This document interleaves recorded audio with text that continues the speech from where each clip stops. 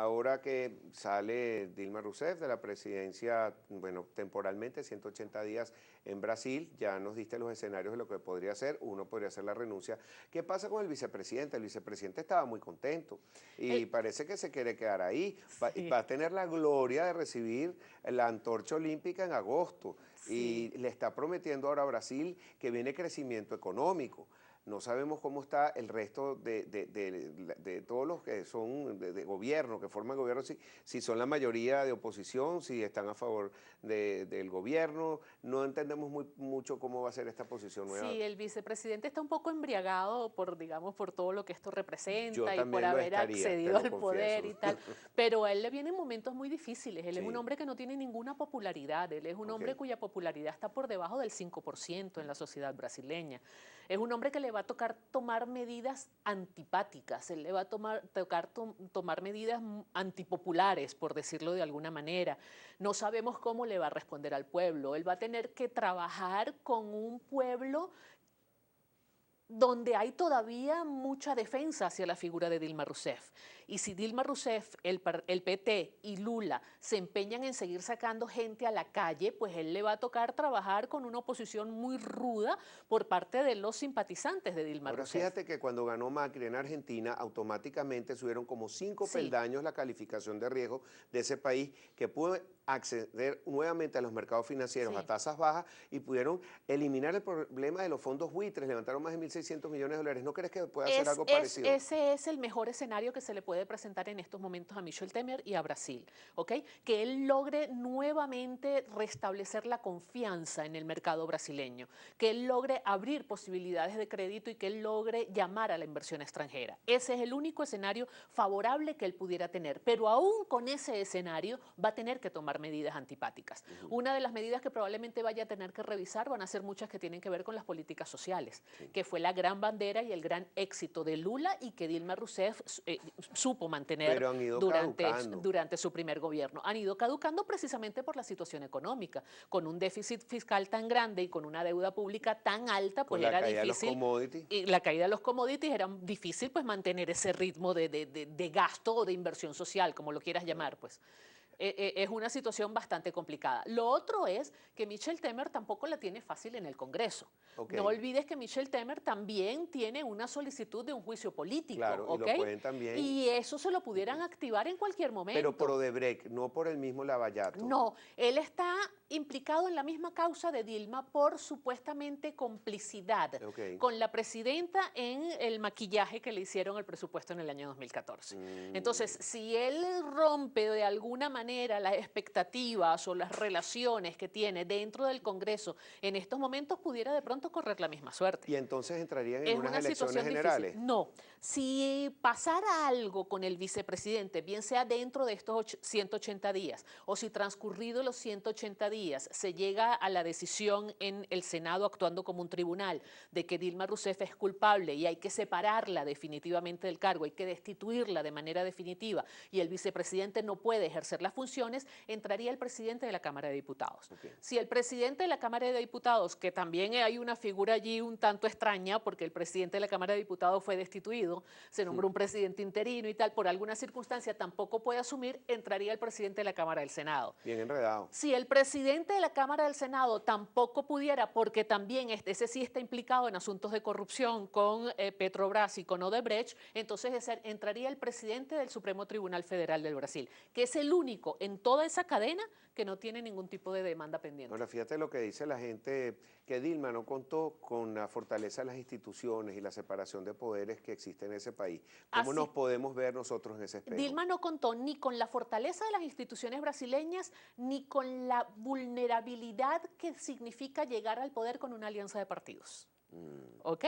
Porque cuando se llega al poder con una alianza de partidos, en las primeras de cambio se piensa que tienes todo a tu favor Y porque no. tienes un abanico de partidos apoyándote. No, tienes una fragilidad extrema porque estás dependiendo de la forzosa obligación que tienes de complacer las aspiraciones de todos esos partidos. En el momento en que no puedas complacer las aspiraciones de todos esos partidos te pueden ir abandonando, Como pasó. que fue lo que le pasó a Dilma Claro. Rousseff. Ahora, fíjate que en Venezuela tiene una actitud completamente distinta. Allá hay separación de poderes, pero aquí parece que no. Aquí. Ayer la calle fue una muestra internacional de cómo había ese choque entre oposición y gobierno muy fuerte. Los partidarios del gobierno llegaron libremente al CNE mientras fueron, bueno, atacados con bombas lacrimógenas. Dirigentes muy importantes como Enrique Capriles también terminó insultado por parte también de partidarios del gobierno después que lo atacaron supuestamente con gas pimienta. Pero ¿cuál es la lección para Venezuela? Que por cierto, el gas pimienta está prohibido en la legislación internacional, está prohibido en nuestra Constitución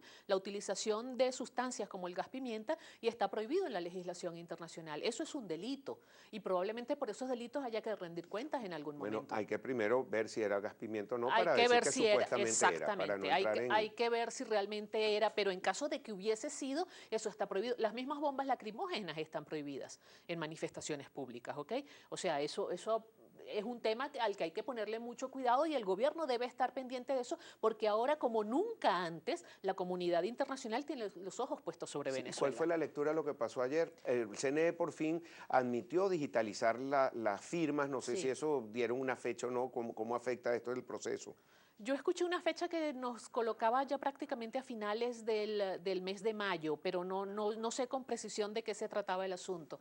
Pero sí, a nivel internacional lo que se está viendo es que definitivamente no hay autonomía en los poderes públicos, hay una separación que sí está consagrada en el texto constitucional, pero no hay una autonomía en el desempeño de las funciones de los poderes públicos. Y eso se ha puesto en evidencia. Se ha puesto en evidencia que hay una persecución a la disidencia, no hay posibilidad de disidencia en términos pacíficos en Venezuela, eso también lo está viendo la comunidad internacional con mucha preocupación.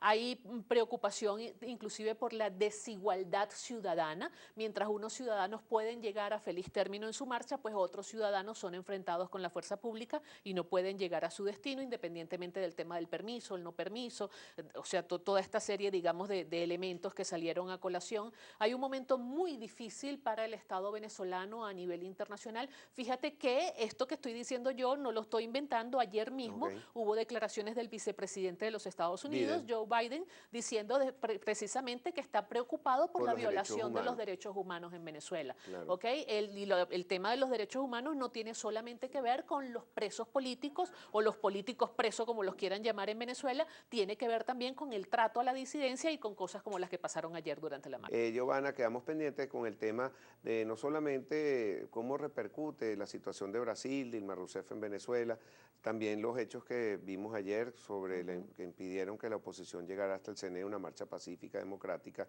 como se ve internacionalmente, y también la mediación del Papa con Parolín, que está mandando a Paul Gallagher como un emisario que supuestamente, y el nuncio apostólico que ha estado aquí en Venezuela todo el tiempo tratando de conciliar las partes, llamar al diálogo. ¿Cuál es tu opinión, Giovanna? Mira, mi opinión por una parte es que eso refleja lo mal que nos están viendo desde más allá de nuestras fronteras.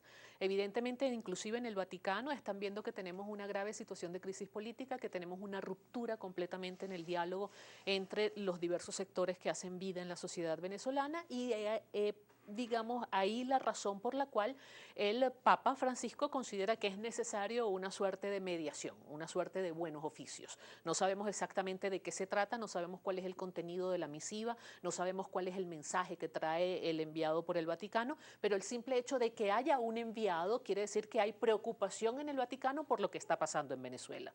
Y eso habla de una crisis política en Venezuela. En una democracia no debería haber problemas de comunicación. En una democracia, mira, pueden haber problemas económicos, pueden haber problemas de inseguridad, pueden haber problemas de corrupción, pero no debería haber problemas de comunicación entre los diversos sectores, entre las diversas fuerzas vivas del país, ¿ok? Claro. Cuando hay problemas de comunicación es porque definitivamente la democracia está en quiebre, la democracia está perturbada de alguna manera, no hay una buena salud democrática dentro del sistema. Y yo creo que así es como nos están viendo. Yo le auguro el mejor de los éxitos a esta intervención del Papa, insisto, no sé si es una medida mediación, no sé si es unos buenos oficios, no sé cuál es el objetivo. Lo que pasa es que también la situación entre Cuba y los Estados Unidos nos amanecieron un 14 de diciembre Sí, de hace 2 años, en así es. 2014, entonces quizás en ese momento Parolín envió 2 cartas, supuestamente aparte del Papa, tanto al presidente Obama como a Raúl Castro, y fueron muy efectivas. Sí. Y hace poco nos enteramos por la prensa que habían mandado una carta también a Maduro. ¿Qué tendría esa carta? Es lo que no sabemos, porque interesante sería saber si, por ejemplo, le mandaron una carta a Maduro y le mandaron una carta a algún sector, a algún alto representante de la oposición, por ejemplo, al presidente de la Asamblea. Sería interesante saberlo. Pareciera que sí, tú lo has leído entre líneas. Es que no tendría sentido de otra manera, porque tú no puedes enviarle una carta nada más al presidente para exhortarlo a que hable con la otra parte si la otra parte no está dispuesta a sentarse a hablar con él. Entonces, la carta debería ser como para los dos. Henry Ramos, fuera de la Asamblea, y dos. cuando va a las universidades, dice que hay factores de poder internacional que buscan la estabilidad del país. No lo dice hace un mes, lo dice hace como 3 meses. Sí. Y cada vez que él está hablando, yo leo todo lo que dice, porque él dice, yo no sé si códigos o algo, pero parece que hubiera una negociación. De esas cosas que no salen formalmente en la prensa, pero por detrás sí se habla de algunos personajes sí, que pero están... parece que hubiera una negociación, pero no precisamente para restablecer el diálogo, sino como para presentar un escenario distinto. Claro. Eso es lo que parece, es una cosa distinta, Sí. ¿ok? Eso es lo que parece, pero todo cae en el terreno de la especulación, Pedro, porque no tenemos ninguna información certera al respecto, ¿no? Y es lamentable que si hay una negociación para plantearle un escenario distinto al venezolano, pues esté completamente al margen. Claro, esas son negociaciones que tampoco las puedes hacer en una vidriera Pero más frente a allá la de la opinión especulación, pública. y tienes toda la razón, pero son los mismos actores y factores de poder que estuvieron involucrados en las negociaciones entre Estados Unidos y Cuba. Así es. Son las mismas personas, Así son es. las mismas cartas. Así es. Y pareciera que tuviera una solución muy parecida ya. No puede ser oler a tigre, Ahora, caminar como trice león. Ahora fíjate qué triste, ¿ok?, que tengamos que hacer esa analogía. Claro. Porque la comunicación entre Washington y La Habana se rompió, y se rompió de manera absolutamente categórica durante más de 50 años. ¿Ok? La comunicación entre los venezolanos se rompió también de manera categórica, pero no vamos a esperar 50 años para tratar de restablecerla. Pero qué triste que necesitemos nosotros una intervención internacional, la participación de un tercero ajeno a nuestra propia sociedad para tratar de restablecer esa comunicación. A mí me parece absolutamente lamentable. Pero solamente por el ejercicio de hacer un escenario, por ahí dicen de que podría haber una figura para una transición democrática, de diálogo, pacífica, por todo lo que está sufriendo Venezuela. Y salen figuras como José Vicente Rangel, Eduardo Fernández, suenan figuras como Henry Falcón, entre otras. No tengo la menor idea, Pedro, no tengo la menor idea. Varias de esas cosas que has escuchado tú las he escuchado yo en diversos escenarios. La verdad es que no tengo ninguna idea. Ahora, si eso es así, sería interesante saber apoyado en qué disposición de la Constitución Nacional entrarían cualquiera de estos personajes al juego político, porque salvo que los nombren vicepresidente en algún momento y reciban... Bueno, internacionalmente se ve salida con el referendo revocatorio, o parece que ese escenario parece no se va. que estuviera trancada esa posibilidad, por lo menos para este año 2016. O sea que parece que no hubiera ninguna posibilidad. Que no es factible el año que viene porque la MUD retiraría. Pero lo interesante y lo lamentable de este asunto es que si el referéndum no se da en el año 2016, la lectura que está haciendo buena parte de la comunidad internacional es que no se da porque lo obstaculizó el gobierno.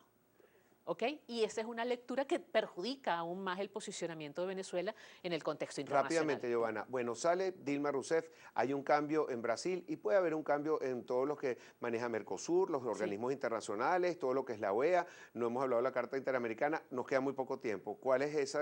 Dame ese escenario, ¿qué es lo que va a pasar entonces? ¿Hay cambio con la visión hacia Venezuela y todo lo que es este Foro de Sao Paulo? Bueno, el que va a ser el canciller de Brasil es el señor José Serra, un señor que siempre ha tenido posturas muy radicales con relación a Venezuela, ha sido sumamente crítico, criticó mucho la política exterior de Dilma Rousseff hacia Venezuela en la campaña para su segundo mandato, y es probable que haya un cambio radical en la posición de Brasil con relación a Venezuela. Ok, Giovanna, un millón de gracias, siempre es un gran placer tenerte aquí en el programa, y lo reiteran todos mis amigos aquí tuiteros que siempre nos ven, mis amigas también. Giovanna Miquel, internacionalista, ya venimos con Juan Pablo Lalquiaga, presidente de Conindustria, aquí en Con Todo y Pensini, y por eso no se aparte de nuestra sintonía.